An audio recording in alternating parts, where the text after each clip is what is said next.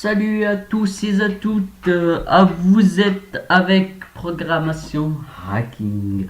Aujourd'hui, on va faire de la programmation. Donc, comme on l'a prévu dans cette chaîne YouTube, on fera de la programmation, du hacking, etc. Même, donc vous posez des questions, on fera tout.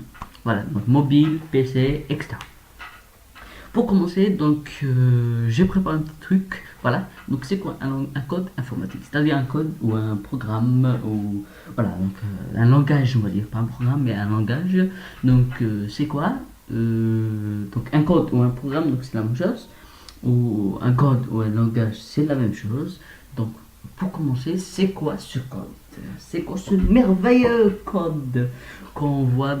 Par exemple, je vois ma machine qui a un graphisme, voilà, je vois le Windows qui est un peu développé par rapport aux autres, le Mac aussi, mais Linux c'est un peu hors d'art, mais pas voilà.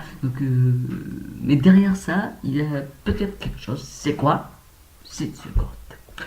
C'est-à-dire les machines, le PC, voilà, on va dire, ne comprend pas ce que je lui dis si je lui parle en français. Ce français ne comprendra à zéro, c'est-à-dire oui, zéro.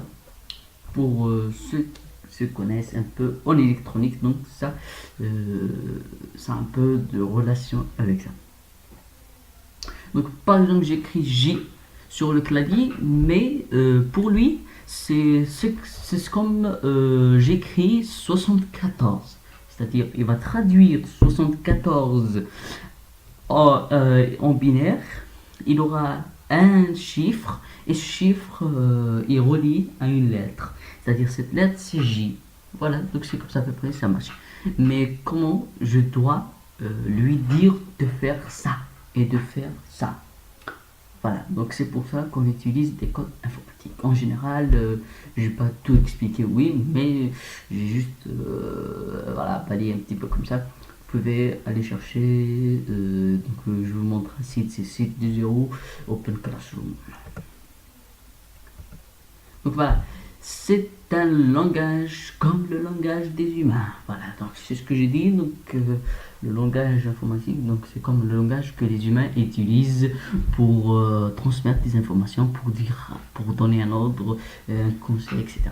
C'est la même chose. Donc je vais donner un conseil pour mon programme. Je vais lui donner des informations qu'il va présenter pour quelqu'un, voilà, pour l'utilisateur.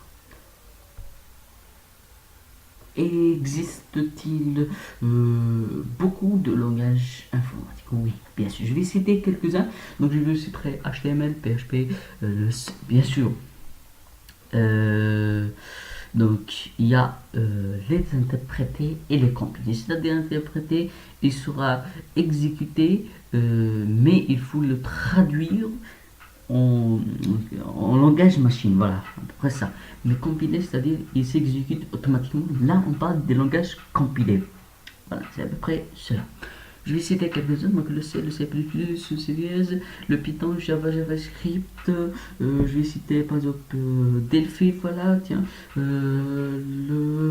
C, le C, CSS, voilà, je vais citer MySQL, il y a beaucoup de WordPress, franchement, il y a beaucoup de langages informatiques. Mais ces langages informatiques, pour les écrire, pour écrire ces commandes, il nous faut utiliser bien sûr d'anglais, bien sûr, et on va utiliser des algorithmes, etc. Voilà, on va utiliser quelques.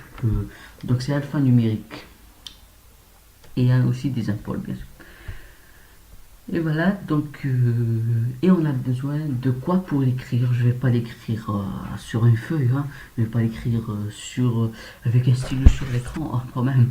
Non, mais je vais l'écrire avec un éditeur de texte. C'est-à-dire, je vais donner un petit exemple.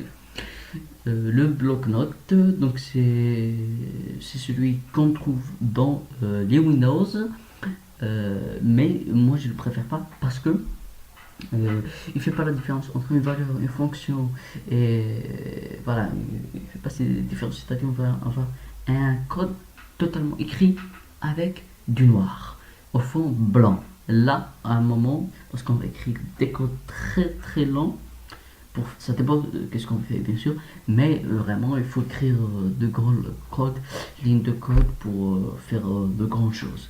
Et là donc on va se perdre. Pour ça, je vais vous conseiller d'utiliser Notepad++, Brackets, Visual Studio Visual Code. Vous avez aussi Sublime Text. Il y a aussi sur Linux d'autres. Bien sûr, il y a aussi sur Mac, etc. Donc voilà, c'est tout pour aujourd'hui. Je vous laisse. Abonnez-vous, mettez j'aime. Et dans la prochaine vidéo, on va avoir des langages. On va choisir un langage et on va essayer de l'apprendre ensemble.